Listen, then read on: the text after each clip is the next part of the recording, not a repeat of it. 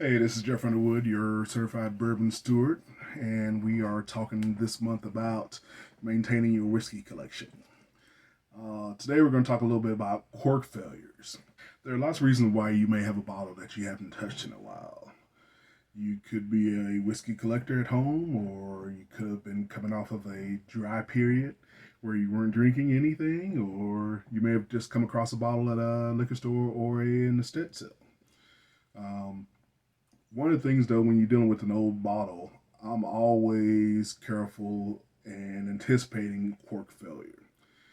Now, anytime I'm taking a bottle, I always turn it over, twist it, get the cork a little wet, and I slowly twist the bottle, and twist that cap until it comes off. This is a particularly tough one. We got a nice little bottle pop to that.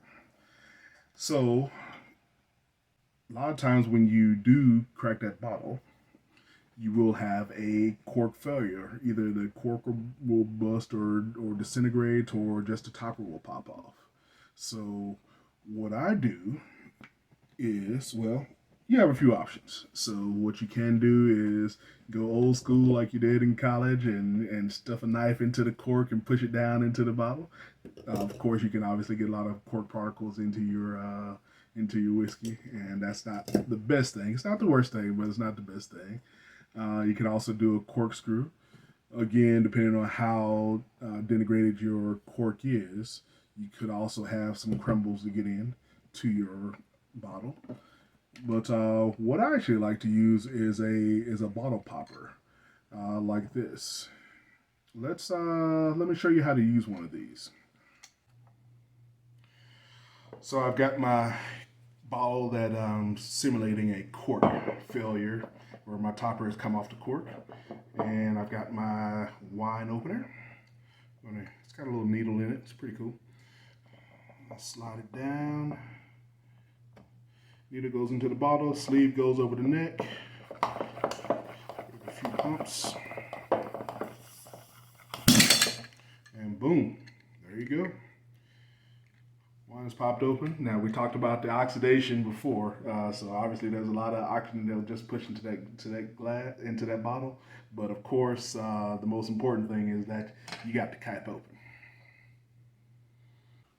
Good bottle maintenance will help you avoid cork failures, but when you do, it's always good to save your corks and stoppers from your used bottles. A lot of people have your packet drawer in the kitchen where you keep your old packets of ketchup or your soy sauce or your duck sauce for you to go take out. But my drawer has a bunch of used corks and toppers in it.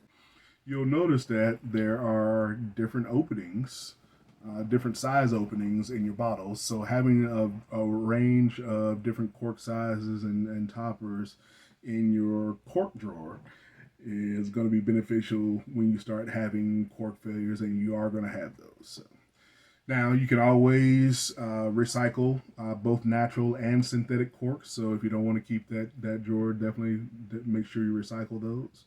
But in any case, you want to do everything that you can to preserve your prized bottles of whiskey and bourbon and whatever else you're drinking. So I hope you've learned a little something today, and you can always reach me at Bourbon and Black, or you can shoot me a DM on Facebook or other social media. Sláinte.